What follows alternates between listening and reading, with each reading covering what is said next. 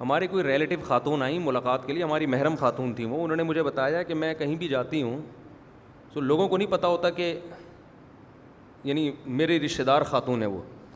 تو بہت سی خواتین مجھے ویڈیو دکھا رہی ہوتی ہیں, یہ مفتی دیکھو یہ انتہائی فضول آدمی ہے, اور ہم اپنے بچوں کو اب اس کے پاس جانے سے روکتے ہیں. کل کی بات ہے, خاتون نے مجھے بتایا, میں نے کہا آپ جب معاشرے میں چلتی پھرتی ہو تو لوگوں کو تو نہیں پتہ کہ آپ میری ریلیٹو ہو, تو کیا تبصرہ ہوتا ہے عورتوں کا نا. مردوں میں تو ہم چلتے ہیں, خواتین کا ہمیں نہیں پتہ چلتا کہ ان کے کیا کمنٹس ہیں, آزاد ذرائع سے ہمیں معلومات نہیں ملتی. تو کل کوئی خاتون آئی تھی ہماری ریلیٹو, انہوں نے بتایا کہ میں ایک جگہ بیٹھی ہوئی تو کسی خاتون کو نہیں پتہ تھا کہ یہ میری کوئی ریلیٹو ہے. تو اس نے کہا کہ یہ مفتی کے اتنا فضول قسم کا آدمی ہے, یہ مجھے زہر لگتا, یہ اسٹائل تھا, مجھے زہر لگتا ہے یہ آدمی. موبائل میں دکھا رہی تھی. تو وہ ہماری جو ریلیٹو خاتون تھی انہوں نے پوچھا کیوں بھائی ان میں کیوں زہر ہے. کب میں اپنے بچوں کو روکتی ہوں ان کے پاس جانے سے. بچے جاتے ہیں اور شادی کر رہے ہوتے ہیں, آ کے کیا کر رہے ہوتے ہیں, شادی خراب ہو رہے ہیں بچے. تو ایسی تمام لیڈیز کو جن کو میں زہر لگتا ہوں اور ان کا خیال یہ ہے کہ میں ان کے بچوں کو برباد کر رہا ہوں. ایک چھوٹی سی بات عرض کر کے میں اپنے اصل ٹاپک کی طرف آتا ہوں.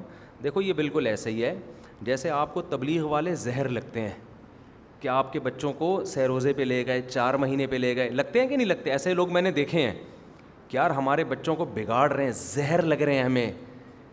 لیکن جب آپ کا بچہ چرسیوں میں بیٹھے گا نا اور بگڑے گا, لڑکیوں کا پیچھا کرے گا بائکوں میں, پھر آپ کو تبلیغ والوں کے علاوہ آپ کے پاس کوئی آپشن نہیں ہوگا. ہمارے فیصل آباد میں ایک دوست ہیں, تبلیغ میں بڑا وقت لگا, بڑے تاجر ہیں. میں نے کہا یار یہاں تبلیغ کی مخالفت کتنی ہے. انہوں نے کہا بعض سب تو اہل حدیث ایسا نہیں کرتے, بعض اہل حدیث بہت مخالف ہیں تبلیغ کے. میں نے کہا پھر کیا کہہ رہے ہیں, لیکن جب ان کے اپنے بچے بگڑتے ہیں نا تو ہمارے پاس ہی لے کر آتے ہیں اس کو سہروزے کی جماعت میں. ان کو پتہ ہے انسان کا بچہ بنانے کا ہمارے پاس اس کے علاوہ کوئی آپشن ہے نہیں. تو بگڑے ہوئے کو سب سمجھ میں آ جاتا ہے کہ بھئی اب یہی ہے جماعت, اللہ یہ کہ کسی بزرگ کے پاس لے جائیں. تو بزرگ کو بھی نفی کر دیا آپ نے, بزرگ مارکیٹ میں ایسے شارٹ کیا آپ نے کہ سارے ہی بزرگ غلط. تو 2 ہی آپشن ہے میرے بھائی, کسی کو انسان کا بچہ بنانے کے لیے یا تو کسی بزرگ کے پاس لے جاؤ, حضرت آپ اس کو اپنی خدمت میں رکھیں, جیسے آپ کے اخلاق ہیں ویسے اس کو سکھائیں, اس کو اللہ اللہ سکھائیں, یہی ہے نا. یا کون سا آپشن ہے, تبلیغ کا آپشن ہے. تو اسی طرح جو خواتین جن کو میں زہر لگتا ہوں نا بہت زیادہ کہ ہمارے بچوں کو بگاڑ رہا ہے, جب تمہارا بچہ اللہ نہ کرے بگڑے گا نا, دیر سے شادی ہونے کی وجہ سے بچے بگڑتے ہیں, یہ سمجھ لینا. یہ پرانا زمانہ نہیں ہے کہ 40 سال میں شادی ہو رہی ہے تو عفت اور پاک دامنی کے ساتھ شرمیلے دولہا نے زندگی گزاری. دولہا کتنے شرمیلے ہوتے تھے, ہمیں یاد ہے ونس اپون اے ٹائم. جتنی شرمیلی دلہن ہوتی تھی اس کے تھوڑا سا فرق ہوتا تھا بس دولہا میں.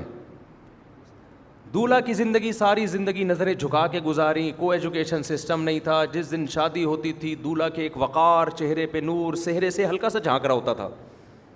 ہمیں تو بچپن میں ہم دولہے کو دیکھتے تھے, ہم کہتے دم گھڑ جائے گا اس کا, ہٹاؤ یار سامنے سے, یہ سانس لینے دو اس کو, شرم میں بیٹھا ہے, سانس نہیں آ رہا, نظر نہیں آ رہا. مگر اتنا نہیں کہ وہ گھونگھٹ اٹھا کے, وہ کیا کہتے ہیں سوری, صحرا اٹھا کے دیکھ لے, وہ بھی گھونگھٹ کی طرح ہی تھا وہ.